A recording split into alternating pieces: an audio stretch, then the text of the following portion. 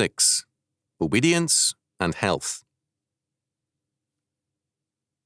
The law makes emphatically clear that, while death and illness are inescapable in this life, there is still a connection between obedience and health.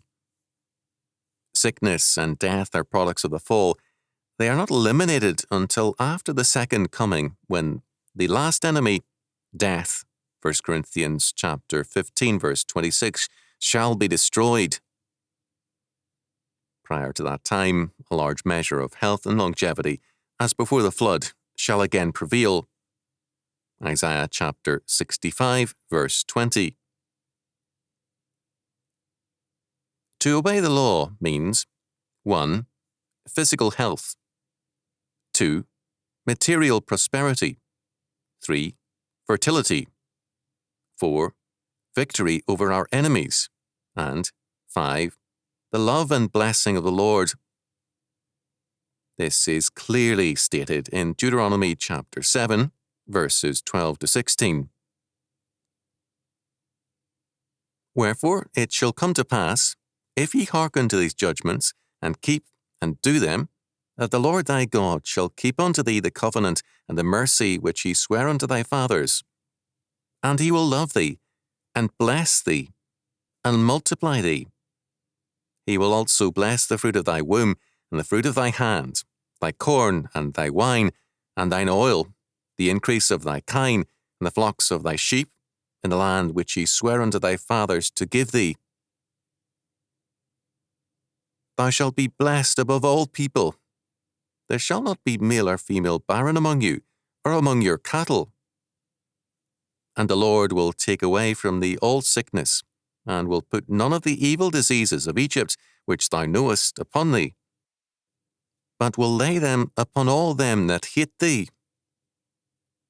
And thou shalt consume all the people which the Lord thy God shall deliver thee. Thine eye shall have no pity upon them, neither shalt thou serve their gods, for that will be a snare unto thee. Perfect obedience would lead to perfect health and to perfection in every area. While man is not to achieve this totality of obedience in this life, nonetheless, a great measure of health and prosperity is clearly open to him on obedience.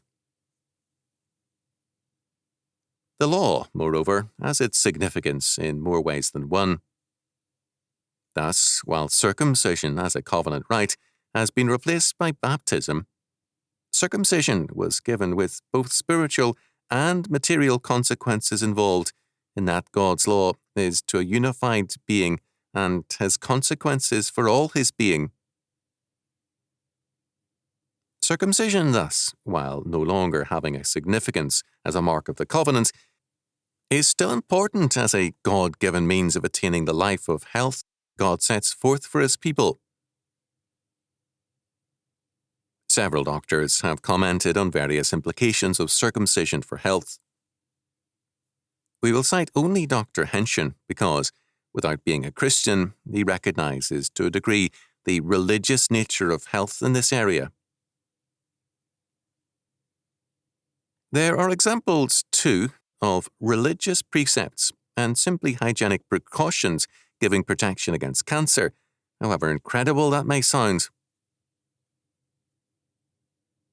It has been established for quite a long time that Jewesses who marry circumcised men, Jews and non-Jews, very seldom have cancer of the neck of the womb, cervix, uteria, and otherwise very common form of cancer, which in Sweden also is showing signs of increasing.